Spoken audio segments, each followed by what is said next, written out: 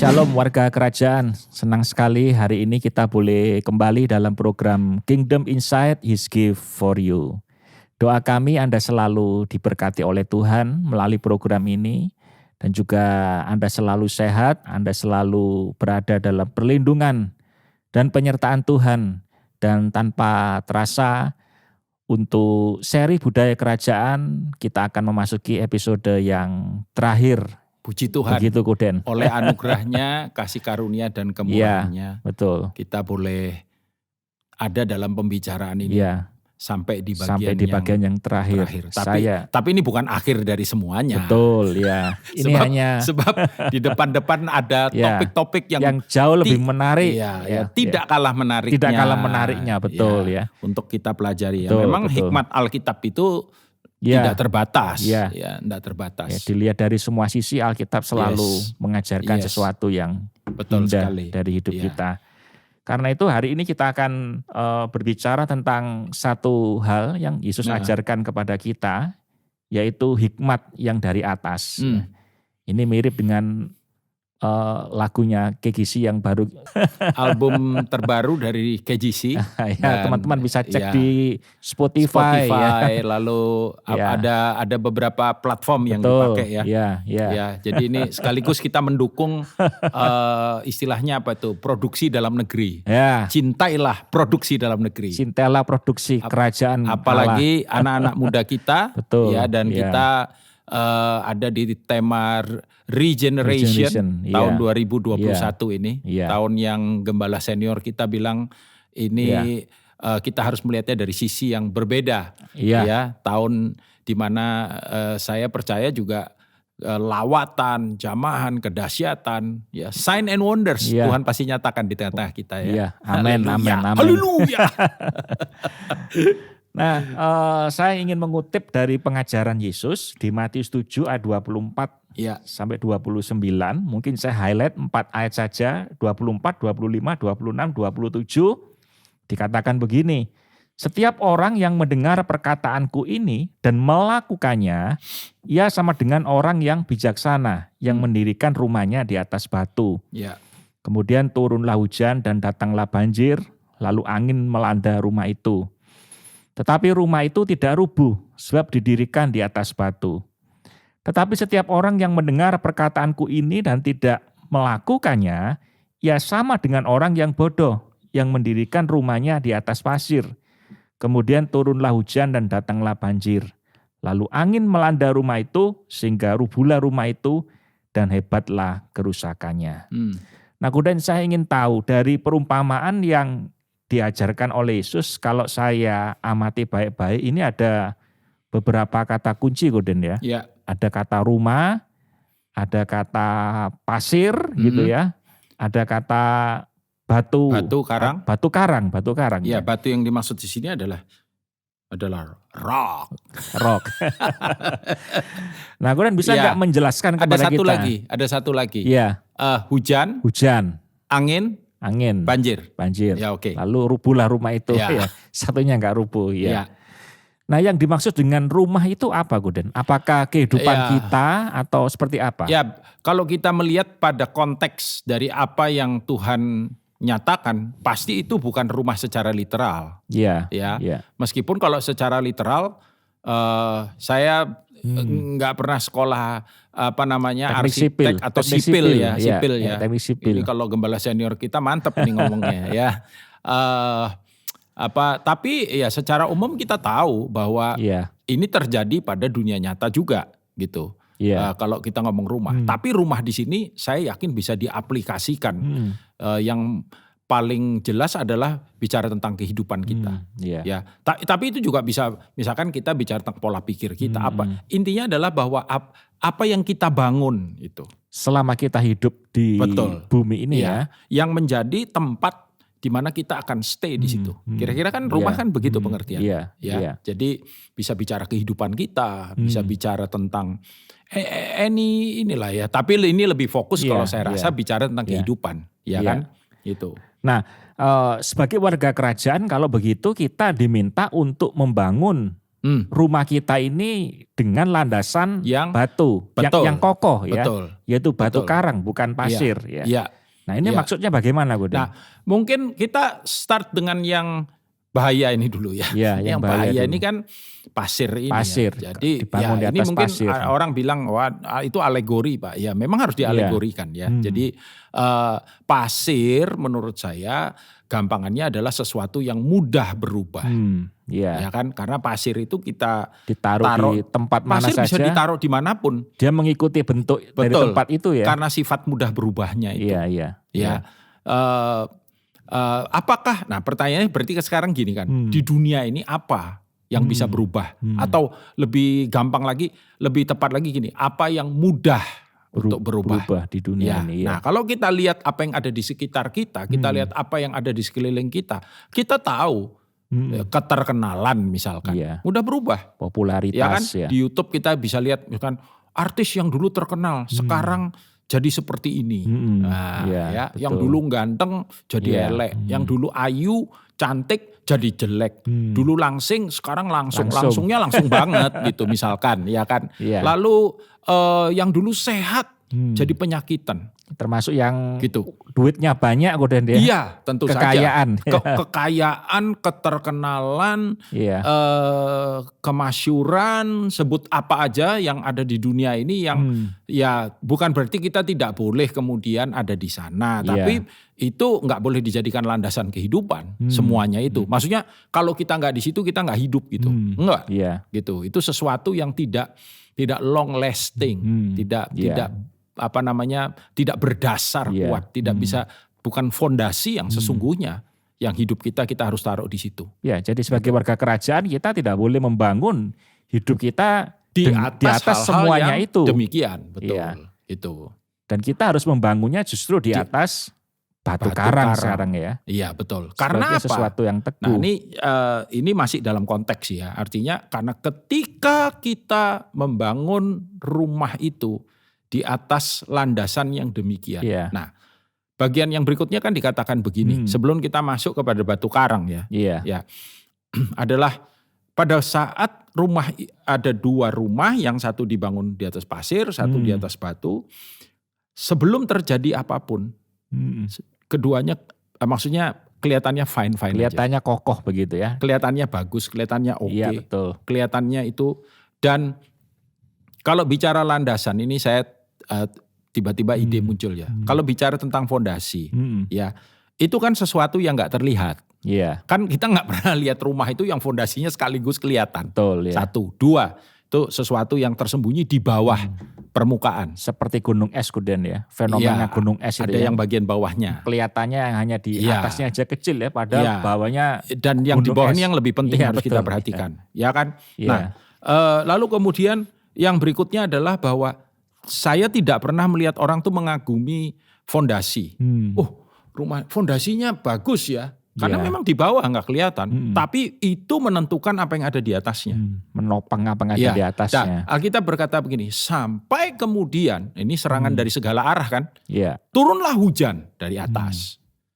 Angin bertiup dari tengah.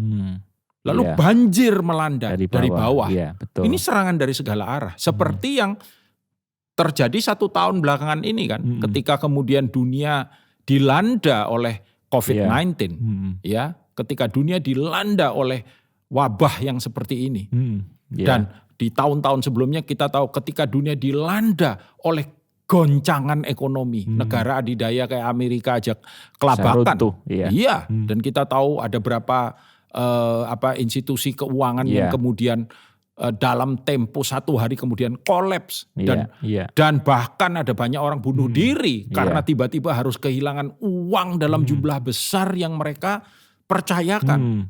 Tiba-tiba ketika jatuh miskin. Serangan itu datang, barulah kemudian ketahuan yang rumahnya, yang hidupnya dibangun di atas dasar yang kokoh dan di atas pasir. Gitu. Ketika seseorang yang dulu begitu terkenal, begitu dipuja, begitu diagung-agungkan, tiba-tiba harus kehilangan semuanya. Dia merasa kehidupannya hancur, kehidupannya selesai, kehidupannya sudah tidak berarti. Nah, serangan ini yang kita hidup di dunia di mana segala sesuatunya berubah. Ya. Itu yang apa yang ada hari ini belum tentu besok seperti ini. Dan kadang-kadang itu nggak bisa kita prediksi, Koden, ya. Tidak bisa diprediksi, unpredictable. Itu kan istilahnya kan hukumnya masalah. Satu, masalah nggak milih-milih. Dua, masalah bisa datang kapan saja. 3, gradasinya masalah itu bisa beda-beda. Ya kan? Lalu kemudian apalagi tuh? Yang keempat, tapi saya percaya setiap masalah itu punya tujuan. Iya. Justru semua itu digoncangkan supaya kelihatan, yang tidak tergoncang. Apa yang tidak tergoncangkan. Kan, itu ya. Kalau kita ada di dalam, if you are in the kingdom, dikatakan. Kamu ada di unshakable kingdom. Nah, Yesus sang raja itu ngajarkan sama kita sekarang. How to be unshakable. Ya kan? Bagaimana supaya kita tidak tergoncangkan? Ya, di dalam kerajaan. Ya, di dalam kerajaan yang bagaimana? Nah, dia bilang, kalau kamu bangun rumahmu di atas dasar rock. Dasar batu itu ya. Iya, oke. Nah, Koden, kalau begitu kita ini harus berpikir panjang ya. Di dalam kita ini menentukan dan membangun landasan hidup kita. Karena kita nggak tahu kapan ujian itu bisa datang. Betul. Kapan ujian itu bisa. Itu tadi, ujian tuh nggak milih-milih. Datang kapan saja. Itu kan. Sehingga kita harus berpikir panjang ya. Untuk menentukan kita ini mau membangun landasan hidup kita ini dengan apa. Betul. Di atas dasar yang bagaimana. Nah, sekarang bagaimana caranya, Koden, supaya ketika saya membangun landasan kehidupan saya ini, saya memilih dan saya menentukan dengan pasti bahwa saya ini membangun hidup saya ini di atas sesuatu yang kokoh. Betul. Batu karang itu. Nah, simple ya dari ayat yang kita baca ini. Tapi begini, aplikasinya mungkin tidak sesederhana yang dibayangkan. Tapi artinya begini, sistemnya udah jelas. Ketika Yesus ngomong itu. Dan dia ngomongnya cuma begini kan. Barang siapa yang mendengar, ya kan, dan melakukan. Berarti ada 2 elemen di situ. 1 dengar, 2 melakukan. Nah, yang seringkali bisa jadi masalah adalah, berarti kan gini, dengar dulu, baru lakukan. Ada orang kadang-kadang belum dengar, gak pepek katanya orang Jawa itu. Langsung melakukan. Dengernya itu gak. Makanya kan kalau orang dengar itu kan kamu paham gak gitu. Betul. Kamu dengar tuh kamu ngerti gak.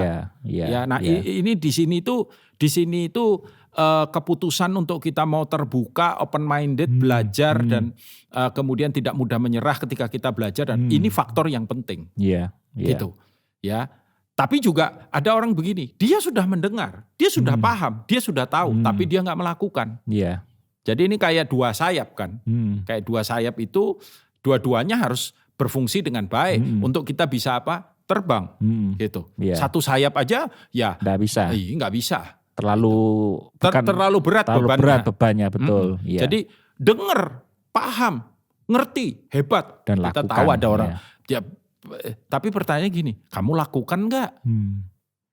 Ya, di satu sisi ada orang yang belum terlalu paham, belum semangat melakukan, akhirnya ngawur juga. Keliru ya. Iya. Nah, makanya kenapa kita itu tidak boleh berhenti belajar. Tujuannya kita bikin podcast ini kan salah satunya memfasilitasi. Supaya kita bisa belajar. Dan menerapkan yang penting itu. Menerapkan.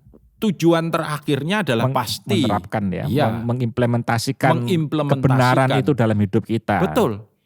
Kenapa? Karena ketika kita mendengar dengan baik dan masalah mendengar ini penting loh. Mendengar ini penting. Makanya sampai coba ada berapa banyak ayat yang implikasinya dan maupun secara langsung ya Tuhan bilang, barang siapa bertelinga. Nah, artinya nggak otomatis loh. Nggak otomatis orang punya telinga bisa dengar. Telinga ini kan alat untuk kita bisa dengar. Aneh kan? Menurut saya kalau orang punya telinga harusnya orang bisa dengar. Tapi saya ngerti, oh ternyata satu hari Tuhan bilang kamu khotbah tentang ini. Nah itu kemudian saya mempelajari. Oh ternyata yang Tuhan maksud itu tidak hanya sekedar mendengar. tapi memahami apa yang didengar. Kalau misalkan di luar tiba-tiba ada sebuah bunyi tertentu, apapun itu. Terus saya nanya, apa ya itu ya? Saya tuh nggak nanya kamu denger nggak? Denger kok, kita semua denger di sini. Tapi apa itu? Nah, jenis yang seperti itu kan yang Tuhan mau. Tiap kali kan. Barang siapa bertelinga, hendaklah ia mendengar apa yang dikatakan Roh. Nah, karena ada juga ayat yang Tuhan bilang gini, mereka punya mata tapi nggak lihat, punya telinga tapi nggak dengar. Loh, ini bahaya kan, gitu. Sudah disediakan Tuhan tapi tidak digunakan secara, tidak bisa ditangkap dengan baik, tidak dipahami dengan baik, gitu. Nah, kalau itu sudah betul-betul terjadi, barulah kemudian bagian aplikasi, bagian menerapkan, ya kan? Dan kalau kita sudah menerapkan, ya kita mesti jujur juga dengan karena itu akan kalau saya bilang itu sih seperti sebuah siklus yang berkelanjutan. Ya, sebuah siklus yang berkelanjutan dan tidak ada berhentinya, tidak ada habisnya sampai kita ketemu dengan Dia. Dan kenapa juga kemudian perumpamaan ini disebut oleh Yesus sebagai orang berhikmat dan orang yang bodoh. Jadi ada, kalau menurut ayat ini cuma ada dua jenis manusia. Manusia berhikmat dan manusia yang bodoh. Coba cari ayat tentang orang bodoh di Alkitab, kan banyak. Dan manusia yang berhikmat itu adalah manusia yang mendengar dan melakukannya. Karena gini loh, saya percaya bahwa pada waktu kita mendengar dengan sungguh-sungguh, dan kemudian kita melakukannya, itu seperti jadi darah daging kita, ya kan? Karena apa yang kita dengar itu membentuk paradigma kita. Kemudian kita lakukan itu, ada satu istilah itu. Seperti apa sih namanya ya? Kalau dalam bahasa Inggris itu satu kata, tapi kalau dalam bahasa Indonesia ya harus di-explain gitu ya. Artinya itu memperkuat apa yang kemudian kita pelajari itu. Ya kan, Pak Roy kan orang ilmunya kan lebih ke ilmu pasti ya. Kan intinya kan ketika kita tahu bahwa teori itu applicable, itu kan akan membuat kita jadi yakin, gitu loh. Dan kemudian ya akhirnya kita akan makin strong di situ, gitu loh. Nah, sehingga kemudian ketika hantaman itu datang, kita kuat gitu. Dan yang mengerikan tahu nggak apa di ayat ini? Ada satu perkataan yang harus kita perhatikan. Karena ketika rumah yang dibangun di atas pasir itu kemudian mendapat serangan dari berbagai arah, Yesus bilang ini, dan hebatlah kerusakannya. Ini nggak rusak biasa loh. Oh, kalau rusaknya kecil-kecil, rusaknya, kabelnya lepas, gampang. Atau gentengnya ucul. Gentengnya lepas, atau even bolong, even retak bisa diganti gampang. Ini hebatlah kerusakannya. Kita menyaksikan di dunia ini ada banyak kehidupan yang rusak dan rusaknya hebat. Itu. Dan itu tentu akan membuat penyesalan yang sangat mendalam karena kita salah memilih. Betul. Landasan apa yang akan kita jadikan di dalam kehidupan kita ini. Karena itu Kuden bisa nggak Kuden memimpin kita di dalam doa supaya kita semua menjadi orang-orang yang berhikmat, tidak salah pilih dalam kita menentukan landasan. Sebelum itu mungkin kita. Saya mau pesan ini, satu, cintailah firman. Bacalah firman. Alkitab itu, kita tuh dikasih sebuah buku yang saya nggak cukup kata-kata untuk melukiskan ini gitu. Tapi buku ini juga paling banyak disia-sia sama orang percaya. Yang kalau udah mau disebuli. Sekarang mungkin sudah di sini ya. Gitu. Tapi kalau saat teduh mungkin lebih baik baca yang dicetak aja, karena kalau baca di sini aplikasi yang lain mesti ditutup. Lagi baca-baca WA masuk, baca-baca terganggu ya, bisa terdistract kita. Baca-baca, yang barusan saya posting di like 2.000 orang. Langsung ya. Tergoda. Ya kan, gitu loh. Jadi cintailah firman. Belajarlah, kuasailah. Karena gini loh, iblis kan juga tahu. Iblis goda Tuhan Yesus dengan apa coba? Dengan ayat kan. Karena ada tertulis kalau kamu menjatuhkan dirimu. ayatnya merubah batu jadi roti itu ada. Tapi dia kemudian juga menjawab dengan ada tertulis. Tapi in the right way. Kan gitu. Nah bagaimana kalau kita gak belajar kita bisa tahu. Yesus melakukan yang dia ajarkan. Dia mengutip dan dia melakukan. Ya, ayo kita berdoa. Bapak terima kasih untuk hari ini dan untuk perbincangan ini. Perbincangan untuk kingdom culture yang terakhir. Tapi kami tahu ini bukan akhir dari segalanya. Dan Tuhan. Kami bersyukur selama 24 perbincangan ini. Penyertaan anugerah, kemurahan rahmat, kebaikan, ide, insight, creativity Tuhan beri pada kami semua. Dan biar kiranya Tuhan memakai podcast ini untuk kemuliaan nama-Mu. Dan hari ini secara khusus berdoa, Tuhan biar kiranya Tuhan ada lapar dan haus dalam diri kami. Dan kami boleh melihat Tuhan the importance of your words. Dan firman-Mu ini adalah pelita bagi kaki kami, terang bagi jalan kami. Firman-Mu ini adalah kekuatan dalam kehidupan kami. Firman-Mu ini yang menyatakan siapa pribadi-Mu, kasih-Mu, cinta-Mu, anugerah-Mu, kemurahan-Mu. Biar semuanya itu kami pahami Tuhan. Minta kasih karunia dan hikmat yang daripada Engkau. Untuk semua kami, anak-anak-Mu yang melihat, mengikuti, mendengarkan perbincangan ini. Dan biarlah kami membangun kehidupan kami di atas batu karang yang teguh. Yaitu kami mendengar, memahami, dan melakukannya di dalam kehidupan kami. Pujilah nama-Mu, understanding yang daripada Engkau ada pada kami semua. Kami percaya dalam nama Yesus. Amin. Amin. Terima kasih Koden. Sama-sama. Sudah menemani di dalam Kingdom Podcast selama 24 seri ini. Dan pasti ada seri-seri berikutnya yang akan sangat pasti berguna bagi kita semuanya. Amin.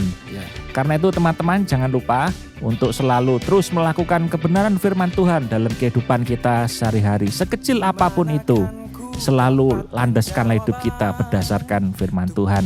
Dan kami berdoa kita semuanya ada dalam penyertaan Tuhan dan selalu menerima His gift for you.